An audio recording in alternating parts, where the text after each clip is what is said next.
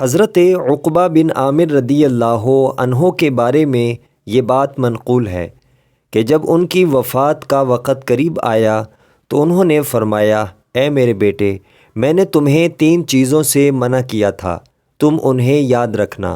اللہ کے رسول صلی اللہ علیہ وآلہ وسلم کی حدیث صرف مستند شخص سے قبول کرنا، اور تم قرض نہ لینا، چاہے تمہیں پھٹے پرانے کپڑے پہننے پڑے، اور تم شعر نوٹ نہ کرنا، ورنہ تمہارے دل قرآن سے ہٹ کے اس شاعری میں مشغول ہو جائیں گے۔ مجموع الزوائد حدیث نمبر 599۔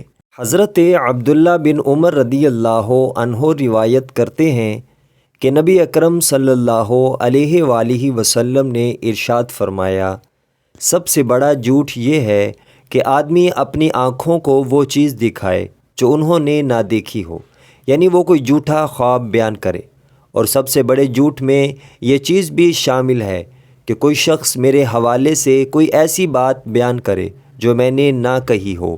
مجموع الزوائد حدیث نمبر 630۔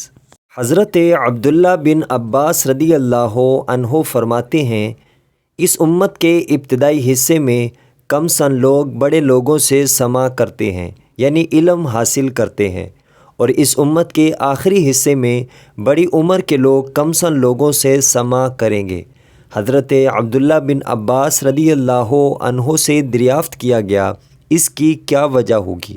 انہوں نے جواب دیا، کیونکہ کم سن لوگوں نے سماع کیا ہوگا اور بڑی عمر کے لوگوں نے سماع نہیں کیا ہوگا۔ مجموع الزوائد حدیث نمبر 598۔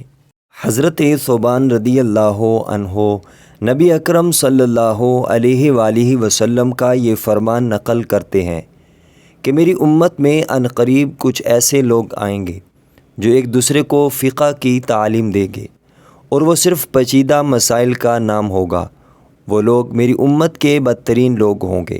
مجموع الزوائد حدیث نمبر 701۔